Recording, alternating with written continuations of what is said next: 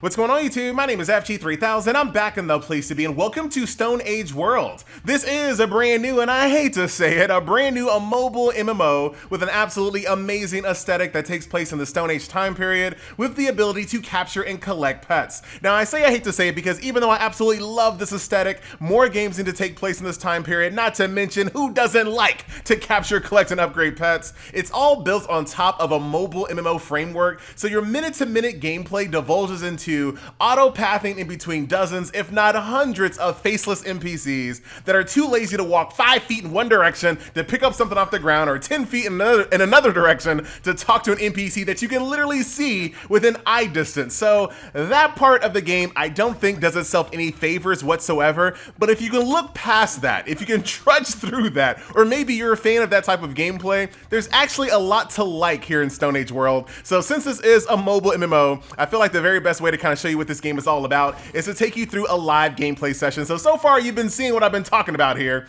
I'm just really bouncing back and forth between a dozen NPCs that don't really mean anything, but I'm gonna try my best not to talk about that too much. So here we are, it's time to capture a new pet. So in order to do that, basically I need to beat up on the pet a little bit, weaken him up a little, right?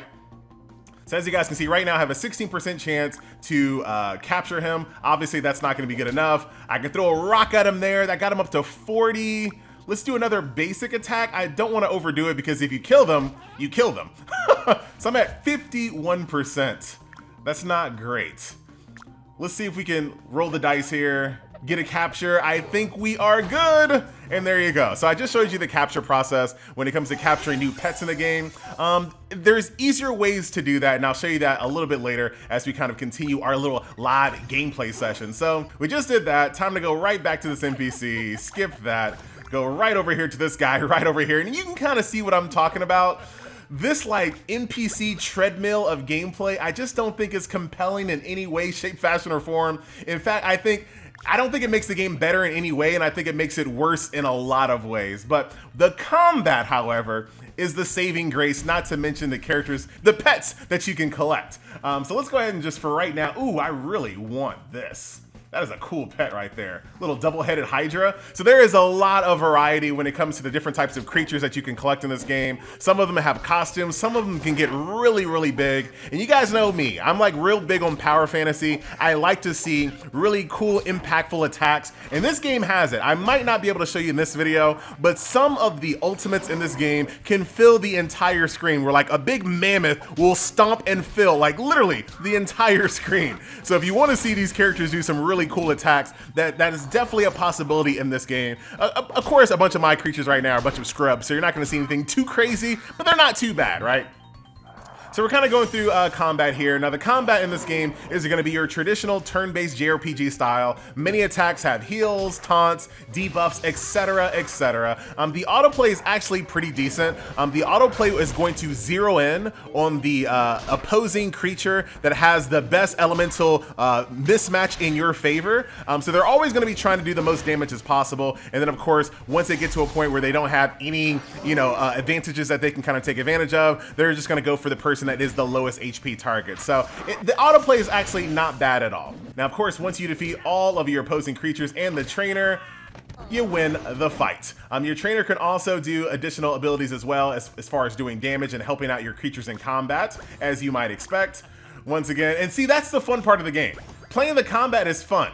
And then you go back to this part of the game, which I don't think is fun at all whatsoever. But we'll go ahead and kind of trudge through this so I can show you a little bit more of the gameplay here.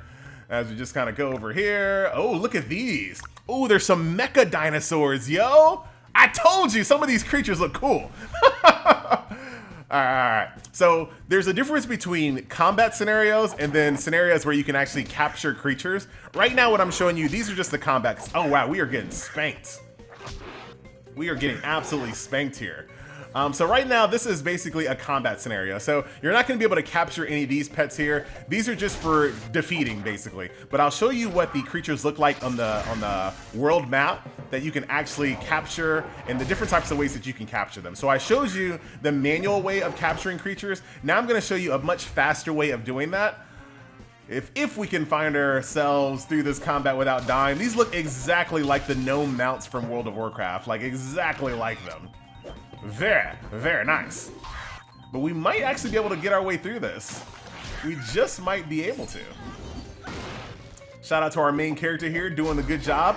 There's a lot of customization. Wait, hold on. Let me not say not a lot of customization. There are several different avatars you can choose as your main character. Obviously, I went for the hot waifu, but there are male characters, little lolly characters, everything you might expect in a game like this, of course.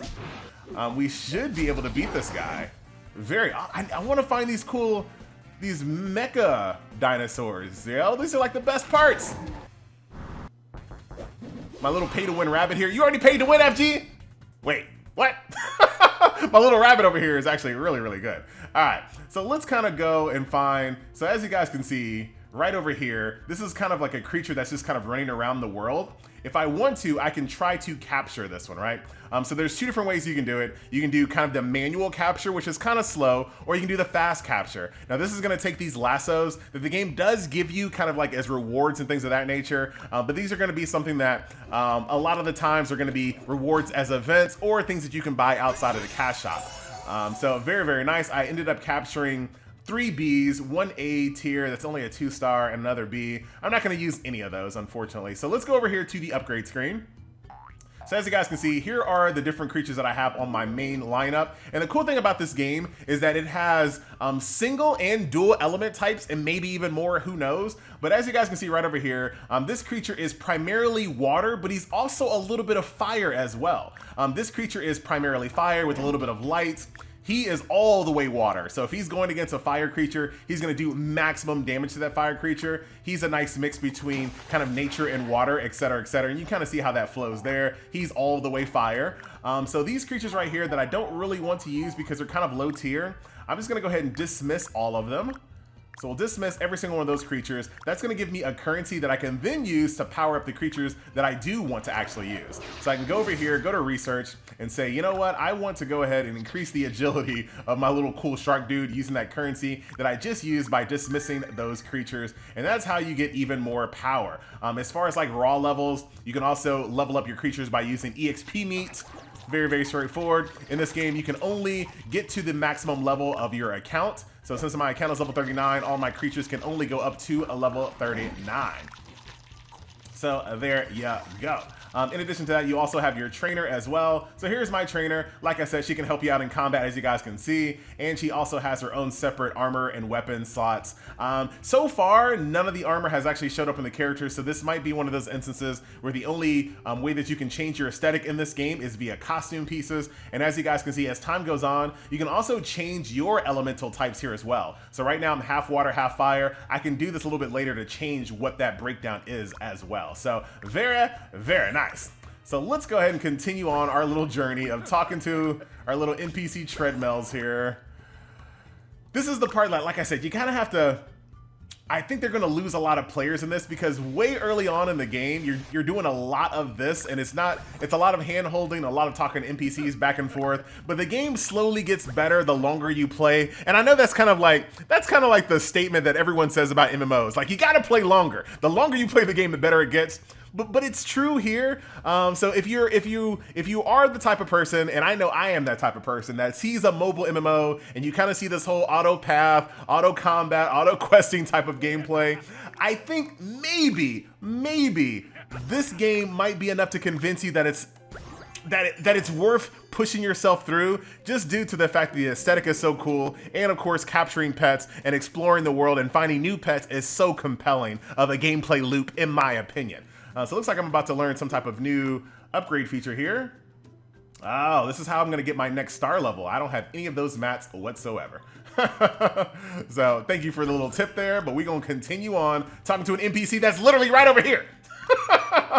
So in addition to kind of traversing the outdoor world here, you also have kind of some more traditional mobile MMO types of gameplay, because eventually in all of these mobile MMOs, you are gonna hit kind of like a power roadblock where you need to go and grind some of the auxiliary gameplay modes in order to get to another power level so you can continue on the main quest chain. So here are a few examples of that. So there is an actual traditional hero collector flow here, believe it or not. So check this out. We're gonna go back over here to the Jaja village and talk to Asaya here.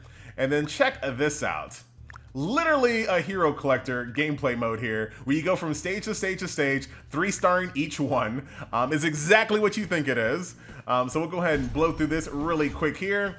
These stages get really hard really fast, so you're not going to be doing this little hero collector segment that much because the power jumps are quite dramatic, but it does give you the opportunity to go in here, do a little bit of combat right off the bat. Now, I haven't done this in a while, so I'm going to be able to blow through this quite easily, but this does give us the opportunity to take a look at some of the other creatures that are in the game, of course. Very, very nice. I like my squad here, but I do need some more diversity when it comes to my element types, but that's something I'm going to be working on. Easy clap. Easy. The music is absolutely silly as well. The characters can also don costumes as well.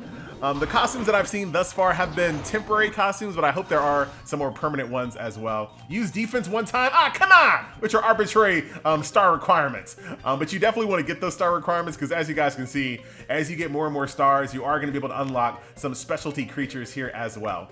So that's going to be the hero collecting mode there. So that's going to be more of your traditional hero collecting mode where you go from node to node to node, trying to get as many stars as you possibly can. In addition to that, there's also a gameplay mode called the 100 Challenges Dojo, which is basically exactly how it sounds. You're going to go from floor to floor to floor. As the challenges get harder and harder and harder, the better the rewards. If you kind of play these games like I do, I usually wait to do challenges like this towards the end of the day where I'm as strong as possible. But the downside to that is you usually kind of have to go through and trudge through a lot of floors that you dramatically overpower. Luckily, this game does have a quality of life feature where you can just click auto challenge and the game will automatically continue to go up all of the floors until you reach a point where you're not strong enough to defeat it. So you love to see stuff like that, of course.